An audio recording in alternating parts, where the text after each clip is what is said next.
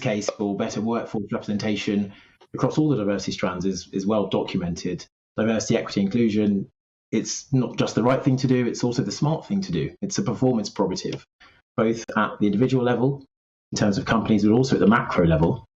Again, for so many years, it's been well documented. The McGregor-Smith report back in 2017 underlined that better workforce representation and progression could give the UK economy a boost of £24 billion.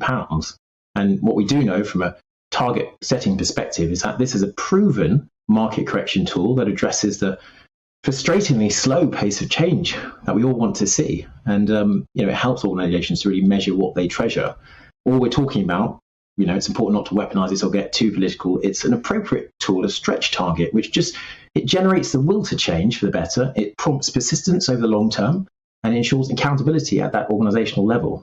And Chris referenced statistics. I think it's very important to be rooted in evidence when we form our opinions. A real case in point was delivered just last year. The Women in Finance Charter published a 5-year review of its gender balancing targets. And the single biggest takeaway was that the very act of target setting had by far the largest impact on increasing female representation across the sector during a 5-year period. And so it's so important that that best practice is adopted elsewhere. But these targets, they seem unworkable in a certain way, because the diversity targets were for 20% ethnic minority representation in the RAF. Now the UK is only 87%. It's 87% white, so 13% ethnic minority. So if everywhere has to hire 20%, that's going to be more ethnic minority people than we've got.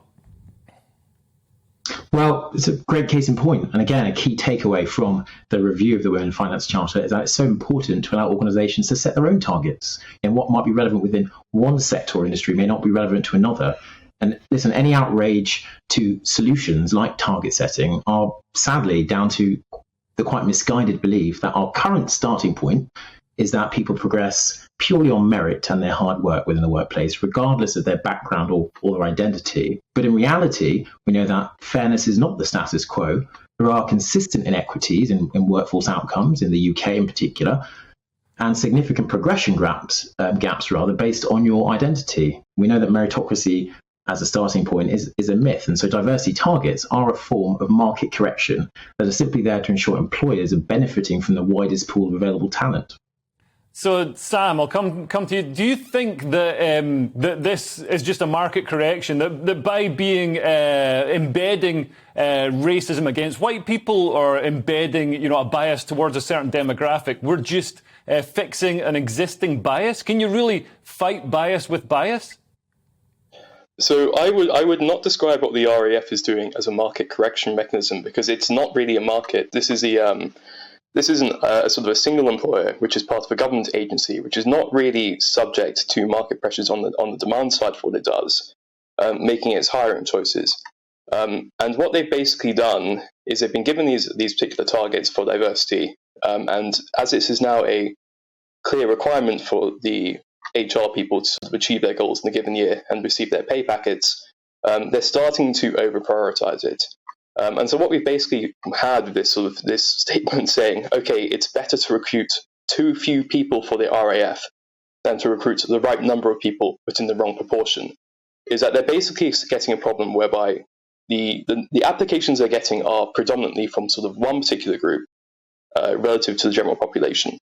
And instead of fixing that is quite a slow process. You have to try and get more people to come into this job. You can't force them to do it. So instead of focusing their efforts on that, what they've tried to do is fix it in the short term, and they've tried to fix it by skewing the ratios by simply taking in fewer people. And that's obviously ridiculous, but it's a sort of thing that you will get when you try and meet these targets without a clear pressure to actually deliver the goods. If you're in a market environment, if you're sort of a capitalistic firm subject to shareholder pressures and subject to a profit motive, that's probably not the sort of action you're going to get. So if these companies are setting internal targets which they don't actually have to hit, then it should probably shake out in a more reasonable way. The other sort of point to make about this is if it does turn out that diversity is better for businesses, and over a long term, we would expect the more diverse businesses to do better and for people to get the message. And if it turns out the way it's been implemented with targets and quotas turns out to be less effective, then those companies will go bust and will sort of correct the other way. So in a marketplace, you don't end up with this sort of extreme pattern behavior the RF is currently displaying. And Julian, I mean, doesn't that make sense? I mean, surely if you're hiring for the RAF, if you're hiring a fighter pilot, you want the best fighter pilot, not a fighter pilot who fits some sort of demographic bias that would correct an existing perceived demographic bias.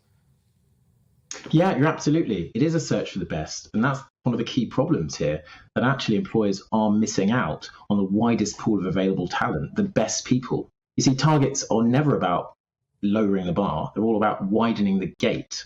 And so, just to interrupt you there, the RAF organisation should never result in someone of lesser ability being chosen over someone with greater. But the RAF, just to interrupt you there, the RAF specifically said they're going to pause hiring white men. So, I mean, that is kind of reducing the pool of available talent.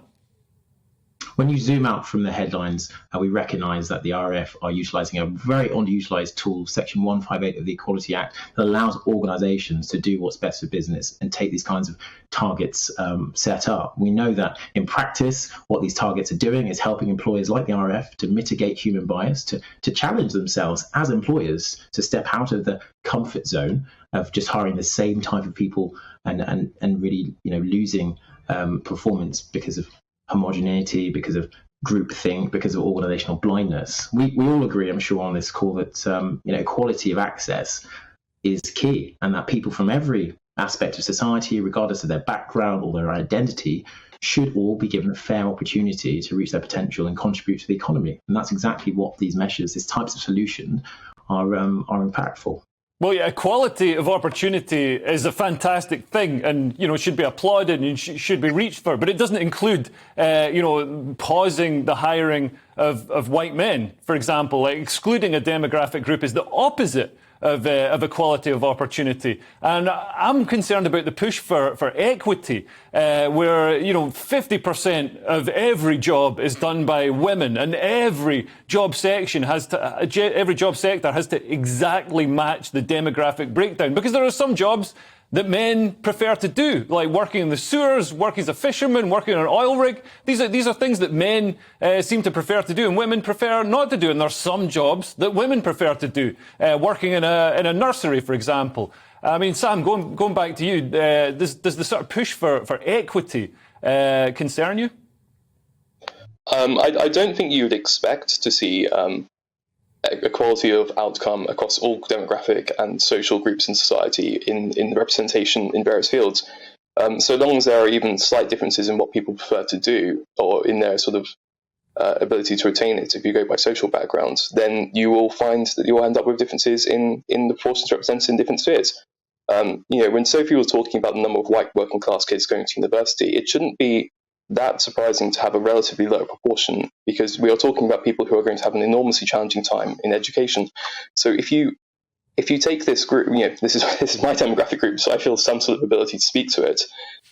If you look at my sort of peers at school, they were going to have tremendous difficulty getting into a university education in some cases, and the answer was not to, once they get to university application stage, sort of lower the bar to let them in, or to sort of push them through that way, because they probably weren't going to be in a position to make use of it. You should have given them a quality opportunity to what they have, but you need to make these sort of targeted interventions early on so they actually have the ability to do these things.